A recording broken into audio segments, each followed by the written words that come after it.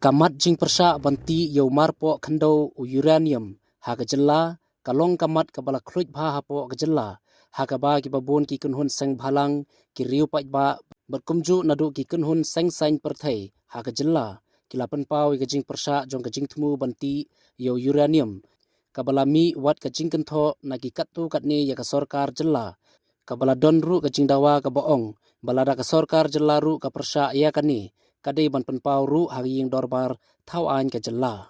handrai hakawei pat kaliang las ngothu Shai bawat na kaliang ka parti NPP ka Lamkhmat ya ka Sorkar jella ka Ïeng Skhem haka nongrim jong ka jing Pyrshah ka jingtmu banti yau uranium ka ba ya kani la penpau Shai hakawei na ki jingyalang yalap election ka bala long hamairang haka khatwei tarik unaitung arhajar arpunriu bala kran Shai Kdar the working president ke NPP ba hamlet doling ubala ong baga Jingtih bat klong yau uranium kan kta eka kwat ka khia jong ki nong song snong bat ke NPP ka Ïeng Skhem hakaliang ban Pyrshah eka Jingtih ya uranium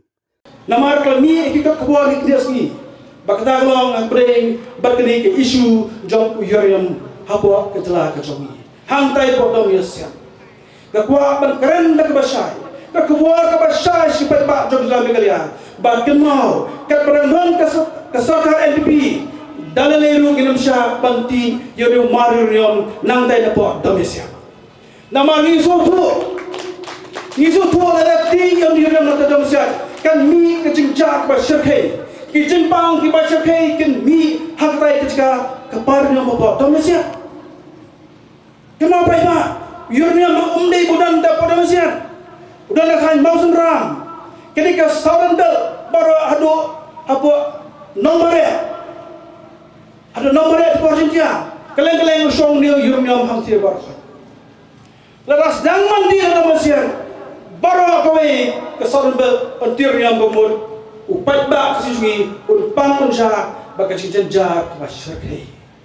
kongka parti NPP ini susuk kya bahai isu profil narang yong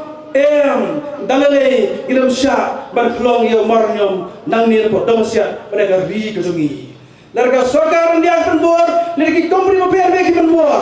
ke NPP yang semper ilam sha banti ya marnyom nang ri ke sungi halor kani kaman kabawat na kaliang menteri rangba gejelaru ulapan pau Shai bana kaliang ka Sorkar kan ra sendon daga resolution Ïeng dorbar thau ain ke jella kabau labatai Shai ru bawat ka Sorkar kemiru ka klem patla banrai tat haduk menta banti ya uranium handrai kadang don hapdeng ka jingwat benia ni ke examine halor ka Jingtih ya uranium handrai ulapan pau Shai pan bana kaliang ka Sorkar jella kan Ïeng Skhem bank ban Pyrshah ka jingtmu banti ya uranium kaba onra sendon daga resolution Ïeng dorbar thau ain ke jella.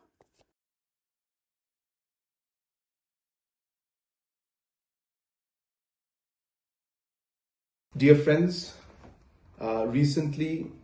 our Honorable Minister of State, Dr. Jitendra Singh ji,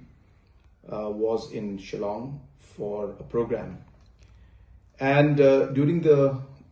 short discussion with the press had asked him about the situation or the stand of the government of India in regards to uranium mining in the state of Meghalaya. Dr. Jitendra Singh had clarified that government of India has not made any decision on that matter, and the government of India is still examining, but no decision has been taken. This was not clearly mentioned in the press, but his statement is very clear that government of India has not decided on any step forward. Number two, I have made it very, very clear number of times that the state government, especially our NPP-led government, is against the uranium mining, and that we have made it clear that we will oppose any form of attempt to have uranium mining in the state. Yesterday, I had a very detailed meeting with a large number of party leaders from the NPP. And in that discussion, apart from many other subjects and issues, the subject of uranium mining had come up. All the leaders of the NPP have suggested to me that the state government and the assembly must unanimously come out with a resolution to oppose the mining of uranium in our state of Meghalaya. Based on the suggestions and the decisions made by the NPP leaders in the meeting yesterday, we are moving forward and we will be working towards passing a resolution to oppose the mining of uranium in our state,